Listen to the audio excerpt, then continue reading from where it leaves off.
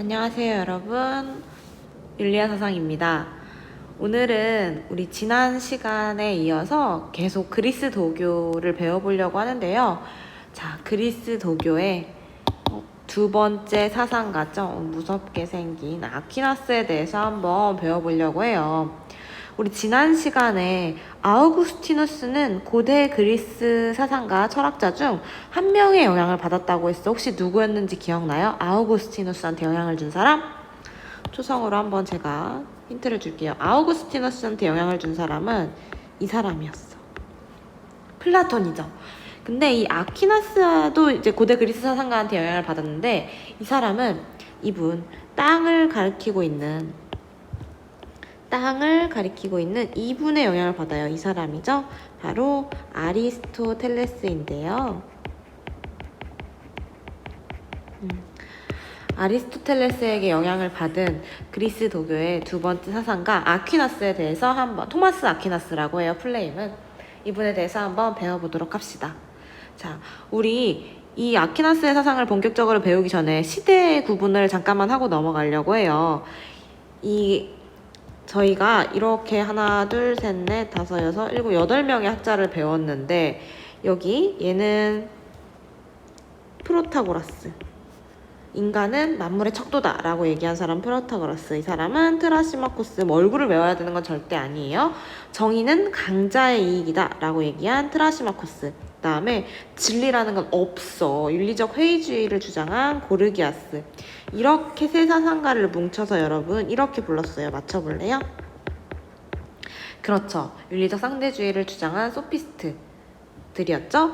그 다음에 이 윤리적 상대주의에서 이제 아니다, 절대적이고 보편적인 도덕 규범, 윤리적 진리는 있다라고 얘기한 소크라테스. 그리고 이 소크라테스의 제자인 플라톤의 제자인 아리스토텔레스. 이 사상가들은 다 시대가 고대에 속해요. 고대 서양 사상가. 근데 우리가 지난 시간에 배운 아우구스티누스하고 아퀴나스는 이제 중세 시대에 속합니다. 신에 대한 믿음이 엄청나졌던 시대죠. 그래서 우리 문제에 중세 서양 사상가 하면은 이 둘 중에 한 명을 고르면 되고, 고대 서양 사상가들은 이 사상가들 엄청 많죠. 이 사람들 중에 알아봐야 된다는 거, 시대 구분 잘할 수 있겠죠. 자, 넘어가 봅시다. 자, 아리스토텔레스의 사상을 아퀴나스가 수용했다고 했는데 어떤 사상들을 수용을 했냐면요. 일단 학습지로 한번 가볼게요. 학습지. 누구의 사상을 수용했다? 아리스토텔레스의 사상을 수용했다. 아퀴나스는 빈칸에 아리스토텔레스 적어주면 될 것 같고요.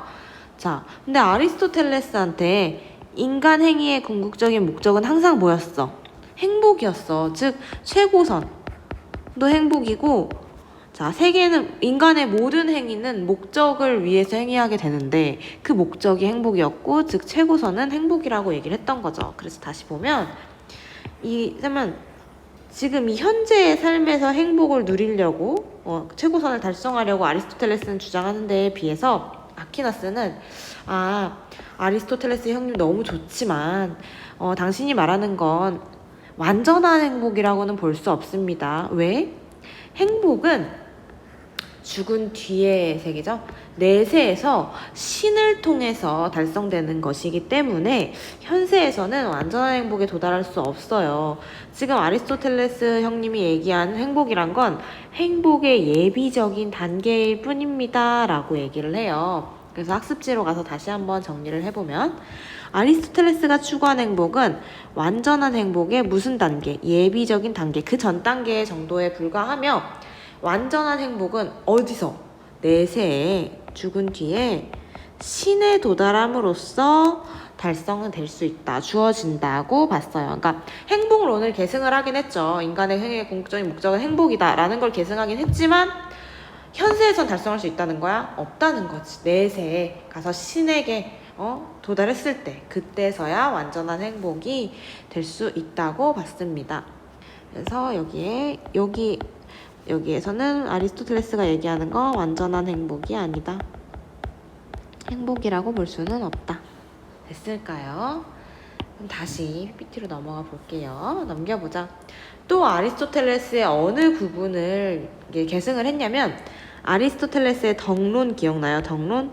영혼을 이성적인 부분, 여기 영혼을 이성적 부분 그리고 비이성적인 부분으로 구분을 하고 여기서 또 동물적인 부분 또 식물적인 부분을 구분을 해서 이성적인 부분의 기능은 뭐였어? 기능은 사유 이런 것들이었어요. 동물적인 부분의 기능은 뭐 감각, 욕구 이런 것들이었고 식물적인 부분의 기능은 뭐 영양, 성장이었는데 이 식물적인 부분은 강조하지 않고 이 이성적인 부분이 잘 기능이 탁월하게 발휘됐을 때 나타나는 덕이 지성적 덕. 이런 거는 교육을 통해 얻어진다고 했죠. 그다음에 동물적인 부분의 기능이 탁월하게 발휘되었을 때 나타나는 덕, 형성되는 덕은 품성적 덕. 이라고 했는데 이 부분에 영향을 받아요. 물론 지성적 덕과 품성적 덕도 중요하다고 해. 근데 플러스 원. 이 사람은 종교잖아. 신을 믿는다고. 어떤 덕이 중요하다? 종교적 덕도 중요하다. 우리 지난 시간에 배운 누구랑 굉장히 유사해요. 아우구스티누스랑 유사한데 아우구스티누스는 플라톤의 덕을 이제 계승을 했고 아퀴나스는 아리스토텔레스의 덕을 계승을 하면서 종교적 덕은 똑같아요. 아우구스티누스랑 똑같아. 이거는 믿음, 소망, 사랑. 요 세 가지의 종교적 덕을 중시했다. 믿음, 소망, 사랑. 됐을까요? 그러면 다시 학습지로 가서 아리스토텔레스가 얘기하는 지성적 덕, 품성적 덕뿐만 아니라 무슨 덕이 중요하다. 종교적 덕을 실천해서 이게 중요하다고. 신과 하나가 되는 거, 뭐 어떻게 하나가 되는지는 이 사람만 알겠지만 신과 하나가 되는 거, 신앙을 갖는 거 이런 것들이 중요하다고 얘기를 합니다. 그런데 제가 얘기할 게 있어요. 아까 우리 시대로 한번 다시 넘어가 볼까?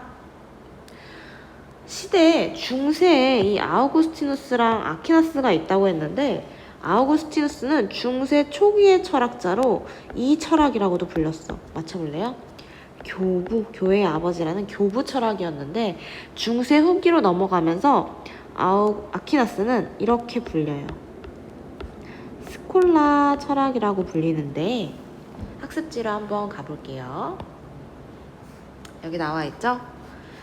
아퀴나스의 자연법 윤리 어떤 철학? 스콜라 철학이다. 중세 후기에 발달한 철학인데 이 스콜라 철학을 간단하게 설명을 하자면 교과서에도 나와 있어요. 교과서에 이 부분 129페이지 여기 나와 있는데 여기는 중세 유럽에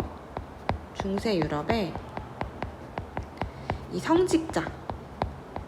성직자라는 건 뭐 사람들과 그냥 일반 사람들과 신을 이어주는 그런 사제를 얘기하는 거죠.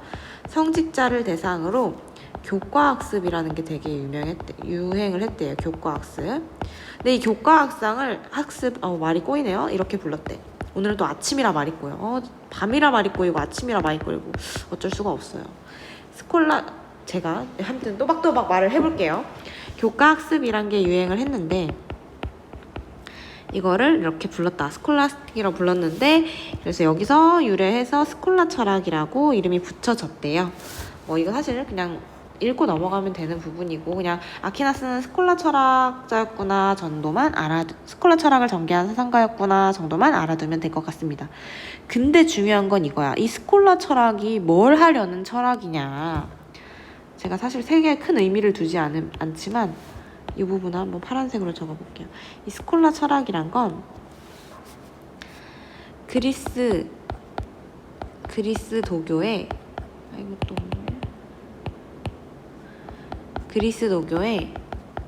교리를 설명하고 논증하려고 했는데 무엇을 통해서? 바로 이성을 통해서 그리스 도교의 교리를 설명하려고 논증했대. 그러면 아퀴나스는 이성을 좀 강조한 거지.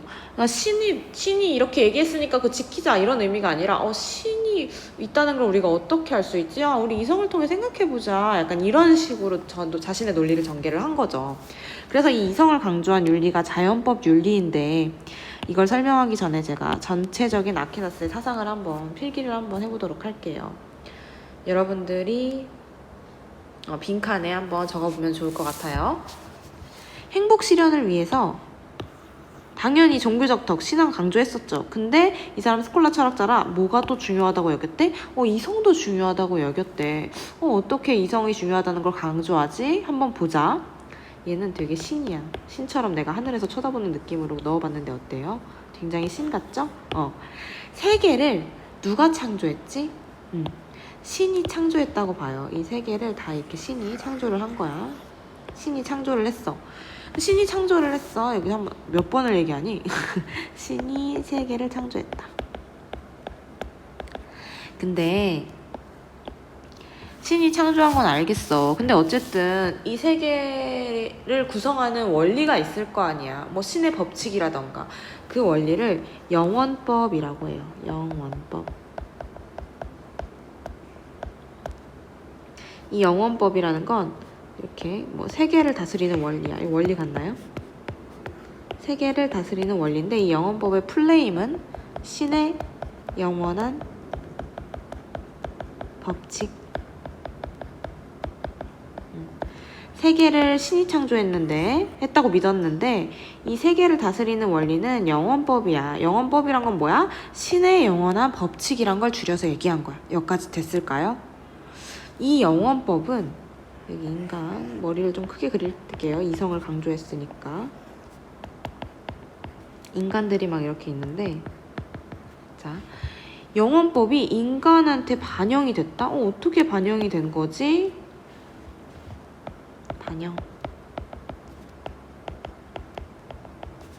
뭐에 반영이 됐어? 우리 어떻게 알 수 있는데? 알고 보니까 인간의 자연적 성향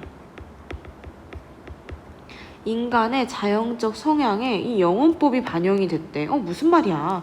신의 영원한 법칙이 인간한테 반영이 됐는데 인간의 자연적 성향으로 나타난대. 인간의 자연적 성향이 뭔데? 여러분 제가 질문 하나 던져볼게요. 여러분 죽으려고 삽니까? 아니죠. 우리는 여러분 항상 죽으려고 그래? 그거 아니잖아.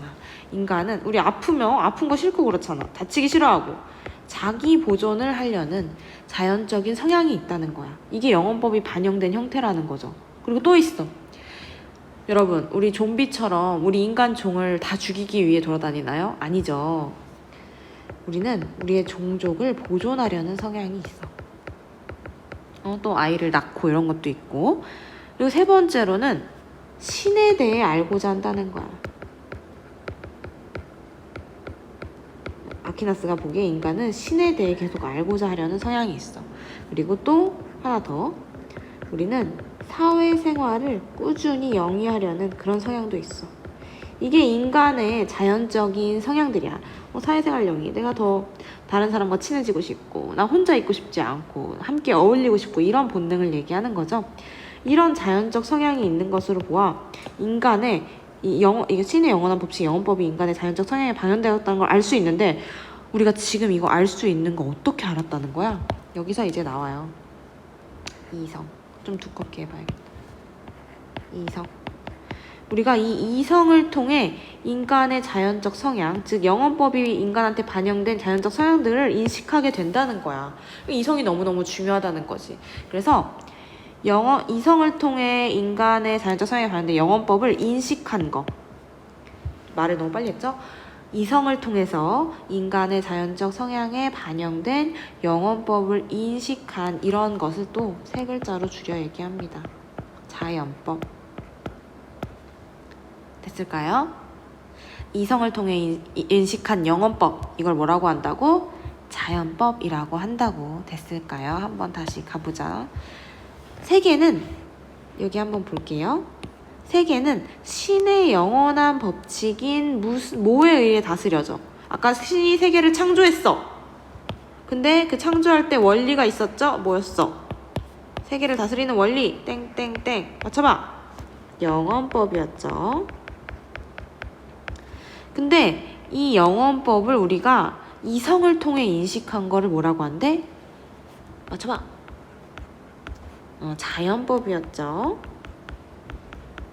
계속 맞춰봐라 하니까 계속 아이유 노래가 머릿속에 올리는 것 같네요. 모르면 패스. 자, 그래서 이 말을 어떻게 얘기도 하냐면 이렇게 얘기를 해요. 자연법을 우리가 따른다는 거. 이성을 통해 인식한 영언법인 자연법을 따른다는 건 우리가 영언법에 참여하는 형태이다 라고 얘기를 합니다. 영언법에 참여한다. 이런 용어가 쓰인다는 것만 좀 익숙해지면 좋을 것 같습니다. 그래서 한 번 더 복습을 하면 세상을 다스리는 원리는 영언법이 있는데 이 영언법을 신이 만든 거기 때문에 우리가 완전하게 인식할 수가 없어.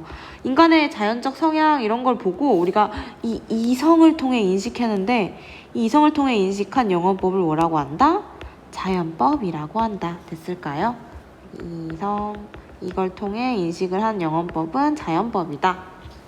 근데 이 자연법에 제1원리가 있어. 우리가 뭔지 구체적으로 우리가 1원리가 있다고 얘기를 하는 거죠. 뭐래? 여기 다른 색깔로 해볼까? 선을 행하고 악을 피하라래. 자연법의 제1원리 좀 알아두면 좋을 것 같죠? 아퀴나스를 판단하는 포인트가 될 수 있을 것 같아. 선을 행하고 악을 피하라. 근데 선을 행하라는데 선이 뭐고 악을 피하라는데 악이 뭔지 알려줘야 될 거 아니야. 그거 우리가 어디서 알 수 있어? 아까 이 자연적 성향을 통해 선이 뭔지 악이 뭔지 알 수 있는 거야. 자, 자기를 보존하는 건 선일까 악일까? 선이겠죠. 종족을 보존하는 것도 선이겠죠. 신에 대해 알고자 하는 것도 선이고 사회생활에 영위하는 것도 선이야. 자기를 보존하지 않고 막 자살하려고 하고 죽으려고 하는 거 그런 것들은 뭐야? 악이라고 본 거죠. 그래서 자기 생명과 종족을 보존하려는 성향, 신에 대해 알고자 하는 성향, 사회생활을 영위하고자 하는 성향 이런 것들로 인해 구체화된다고 봅니다. 이 제1원리 외워두고 성향들 이렇게 얘를 1번이라 할까? 1성향, 2성향, 3성향 이게 합쳐졌네요. 제가 저쪽에서는 나눠서 썼었는데 합쳐서 볼게요. 둘 다 보존과 관련된 내용이니까 이렇게 자연적 성향으로 인간의 자연적 성향이란 건 자연스럽게 나타나는 그런 본능 정도라고 이해하면 될 것 같아요. 성향으로 구체화된다. 그래서 우리 이거 했던 건 영언법은 여기 영언법은 무엇의 기초가 돼? 이 자연법 밑바탕에 깔렸다는 게 기초죠? 자연법의 기초가 되며 그러면 자연법은 또 다른 거에 기초가 된대. 이 자연법을 기초로 하는 뭔가 다른 게 있다는 것 같은데 바로 그게 뭐냐면 실정법입니다. 여기 실정법이라고 적어볼게요. 실정법. 이 실정법은 뭐냐면 그냥 우리 현실을 살아가는 데 필요한 법들이라고 생각하면 돼요. 좀 구체적으로 적어보자면 인간 사회의 질서를 유지하기 위해 만들어진 법이다. 됐을까요? 그럼 제가 질문 하나 해볼게요. 영언법에 기초한 자연법 그리고 자연법에 기초하여 실정법이 만들어져야 돼. 그러면 자연법에 기초하지 않은 실정법 이 우리가 이런 자기 보존 이런 것들이 있는데 이런 거 하지 말라고 하는 실정법은 우리가 오케이 할 수 있을까? 없을까? 없겠죠. 그래서 이런 실정법은 정당성을 상실한다고 해요. 자연법에 기초하지 않은 실정법은 정당성을 상실한다. 됐을까요? 그러면 이제 정리하면 될 것 같은데 신앙과 이성 이 사람 그리스도교 학자 그리스도교를 믿기 때문에 당연히 신앙도 중요해요. 신에 대한 믿음, 소망, 사랑 다 중요한데 이성도 누가 준 거야? 신으로부터 주어진 거야. 신이 내려준 거란 말이야. 그래서 이성도 중요해. 신앙과 이성은 당연히 다른 영역이야. 구분이 되지만 서로 어떻게 상호 보완을 할 수 있는 존재다 라고 얘기를 합니다. 그래서 마지막으로 또 아퀴나스가 이성을 강조한 신존재 증명이라는 게 있는데, 신의 존재를 우리가 이성적인 사고를 통해서 증명하는 거를 이 사람이 해본 거야. 한번 같이 볼게요. 신이 존재한다라는 건 논증될 수 있대. 이 사람 아퀴나스에 비해서 우리 이전에 배운 사상가인 아우구스티누스는 그냥 신을 믿어 강조했는데, 이 사람은 신이 존재한다는 걸 한번 증명을 해보자. 그래 우리가 더 확실히 믿지 않겠냐라는 마인드를 가져본 거죠. 이 세계에서는 어떤 것이 움직이고 있는 게 확실한데, 우리가 그걸 어떤 게 다 움직이고 있다는 거 감각적으로 확인도 하는데, 볼 수 있는데, 생각을 해봐라. 어떤 게 움직여지려면 다른 것한테서 움직여져야 한다. 즉 봐봐, 우리가 구슬을 쳤어. 구슬이 떼굴떼굴 이렇게 굴러가는 게 보여. 그러면 우리 그 구슬을 치게 한 뭔가 다른 구슬이 있다거나, 그쵸? 이 구슬을 쳐서 얘가 움직이는 걸 수 있잖아. 근데 얘도 구슬이 굴러가는 이유는 우리가 뭐 발로, 손가락으로 이렇게 이 구슬을 쳤다거나, 그죠? 근데 이 손가락이 움직일 수 있는 이유는 우리가 움직였기 때문이고, 우리가 움직이게 하고 뭐 이런 것들은 이렇게 무한히 소급해 보면 처음에 움직이게 한 그 존재가 있다는 거야. 근데 이 존재가 신이라는 거지. 또 다른 예로 들어보면, 그냥 어떤 물건들이 움직이는데 이게 다 움직이게 하는 이유가 계속 있는데 이거를 무한히 소급한다고 해요. 계속 그 위로 올라가다 보면 뭔가 그 자체는 움직이지 않는데 다른 것들을 움직이게 한 제1의 원인, 최초의 원인, 이거를 제1운동자라고 해요. 이 제1의 운동자가 있는 것 같은데 이게 뭘까? 이게 바로 신이다. 생각해보면 알 수 있지 않냐? 라고 얘기를 한 거죠. 그럼으로써 모든 운동하는 거에 무한히 소급하면 그 제1 운동자가 있는데 그게 신이기 때문에 우리가 그걸 그러니까 신이 있는 거야 라고 논증을 하게 됩니다. 그래서 다시 지문을 살펴보면, 우리는 다른 어떤 것한테도 움직여지지 않는 모든 것을 처음 움직이게 한 제1운동자에 필연적으로 도달하게 된다. 필연적이라는 거는 반드시 도달하게 된다라는 거죠. 모든 사람은 이런 존재를 무엇으로 이해한다? 신으로 이해한다. 정리하면 여기 이 부분인데요. 아퀴나스는 움직이는 것은 다른 어떤 것에 의해 움직이고 그 다른 것은 또다시 다른 어떤 것에 의해 움직인다는 식으로 무한히 거슬러 올라갈 수 없다고 봤다. 왜냐면 계속 올라가다 보면 그 뭔가 최초가 있기 때문이야. 그래서 운동의 최초의 원인, 그 어떤 것으로부터도 비롯되지 않은 제1운동 원인이 있어야 한다고 하는데, 그걸 바로 뭐라고 봤대? 신이라고 봤다. 그래서 이러한 아퀴나스의 신 존재에 대한 이성적인 논증은 신앙과 이성이 서로 모순되지 않으며 상호 보완적임을 보여준대요. 그래서 여기서 아우구스티누스랑 아퀴나스의 되게 조금 다른 면모를 보여주는 말들을 하나씩 얘기하려고 했는데, 아우구스티누스는 알기 위해서는 일단 뭐 해야 된다? 신이 있다는 걸 알기 위해서는 일단 믿어야 한다. 신앙을 조금 더 강조해. 이성을 그렇다고 강조 안 한 거 아니야. 이성에 비해 신앙을 조금 더 강조했을 뿐이야. 근데 아퀴나스는 믿기 위해서는 알아야 한다. 신이 있다는 거 믿기 위해서는 우리가 알아야 하지 않겠냐라고 하면서 얘는 이성과 신앙을 둘 다 이렇게 동등하게 강조를 한 거죠. 이성을 더 강조했다라고 보긴 어려워요. 얘도 기본적으로 신앙을 굉장히 강조하기 때문에. 근데 이 아우구스티누스에 비해서는 상대적으로 이성을 더 많이 강조했다라고 알아두면 좋을 것 같습니다. 네, 이렇게 아퀴나스를 끝내봤고요. 우리 이 부분 간단하게 한번 해볼게요. 조금 시간이 지나면서 레오 10세라는, 그러니까 시간이 지나면서 그리스도교가 점차 타락을 하기 시작하거든요. 왜냐면 그 타락하던 시기의 교황이 레오 10세라는 교황이었어. 교황 제가 얼굴을 넣어놨으려나요? 교황 얼굴을 안 넣어놨네? 뭐 중요하지 않으니까요. 레오 10세라는 교황이 내가 교회를 조금 크게 만들고 싶어. 교회를 증축하고 싶어. 이만했던 교회라면 이만하게 버섯 같네요. 이만하게 교회를 만들고 싶다는 거야. 근데 그러려면 여러분 뭐가 필요해요?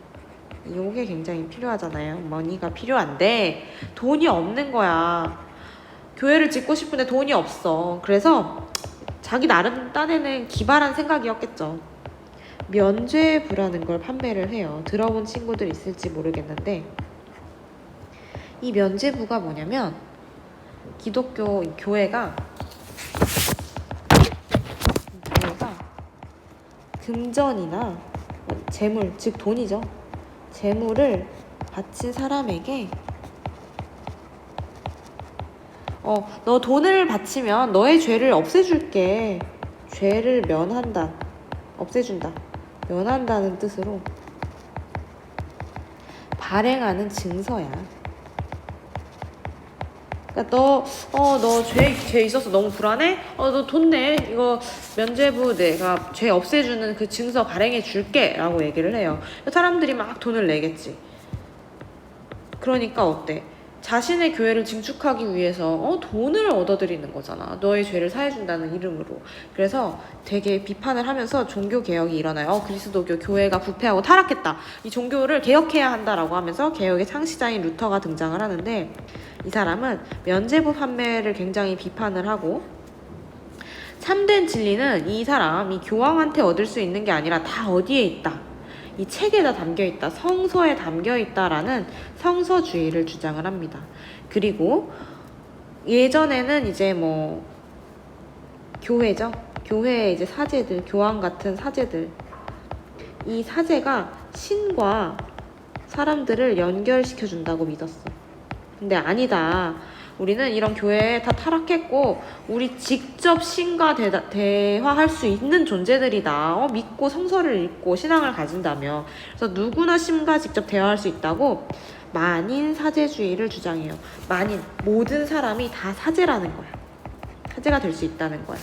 꼭 이 교회에 있는 교황이나 성직자들만 신과 대화를 할 수 있는 게 아니라는 거죠. 그리고 이제 두 번째 사상가는 칼뱅인데 이 사상가는 예정설을 주장을 합니다. 예정설이라는 건 뭐야? 구원 예정설이라구도 하는데 신에 의해 구원받는 거는 이미 예정이 되어 있다. 신에 의해 예정되어 있다. 교회에서 너 구원받을 거다 이렇게 얘기해 주는 거 아니야. 이미 신에게 예정이 되어 있다라고 얘기를 하면서 그러면 우리 신에 의해 구원이 예정되어 있다는 걸 어떻게 알 수 있어? 나 구원 받을 수 있는지 어떻게 알아? 그거는 우리의 직업을 통해 알 수 있다. 직업을 통해 돈을 많이 벌면 그게 신에 의해 구원이 예정되어 있다는 징표라고 얘기를 해요. 그러면서 굉장히 사실 우리 생각해봐. 교회에서는 굉장히 금욕적인 걸 강조를 하고 돈을 많이 버는 거를 좋아했을까 싫어했을까 되게 너 아주 욕심 탐욕에 눈이 멀어가지고 돈이나 벌고 있고 이렇게 봤었단 말이야 이전에는. 근데 이 칼뱅이 이 구원 예절성과 직업 소명서를 얘기를 하면서 돈을 버는 걸 정당화시켜. 왜? 돈을 많이 번다는 건 신이 너를 구원할 거라는 걸 뭔가 보여주는 징표라고 얘기를 하잖아. 근데 이거 여러분들이 그냥 간단하게 알아뒀으면 좋겠는 건 돈을 많이 번다고 무조건 구원이 되는 건 아니야. 그냥 이 사람이 구원이 될 것 같은 징표를 갖고 있구나 라는 걸 판단할 수 있다는 거죠. 그래서 직업 소명설이라는 건 직업은 신이 내려준 거야. 소명은 부르심이라는 뜻인데 우리 신이 불러준 거야. 우리 직업은. 그래서 이 직업을 통해서 돈을 많이 벌고 부를 축적한다는 게 절대 남들에게 비판받는 일이 아니야. 그게 구원의 징표거든. 그래서 신의 영광과 이웃사랑을 실현하는 통로라고 봅니다. 직업을. 그래서 어때? 이 칼뱅이라는 사상가는 나중에 자본주의에 영향을 굉장히 많이 주게 돼요. 교회 신을 믿는 사람들도 돈을 버는 것을 굉장히 도덕적으로 정당화했기 때문이죠. 그래서 이 자세한 부분은 교과서를 통해서 보충 설명 한번 읽어보면 참 좋을 것 같아요. 제가 여러분들한테 항상 얘기를 하는데 윤리와 사상은 참 내용이 많고 다 사상가마다 비슷하게 느껴져요. 그래서 그걸 구분하는 방법은 제 강의를 통해서 혹은 수업을 통해서도 있지만 교과서를 읽고 이해해보고 그 다음에 이해되지 않는 부분을 질문하는 게 최고의 공부 방법이거든요. 그래서 저의 강의는 이제 그거를 더 잘 이해하기 위한, 쉽게 빠르게 이해하기 위한 수단일 뿐이고 꼭 교과서를 읽어봤으면 좋겠습니다. 교과서는 한 이 정도 부분이 있네요. 네. 여기까지 하면 아퀴나스 마치고 그리스도교 다 끝낼 수 있을 것 같습니다. 네, 듣느라 너무 고생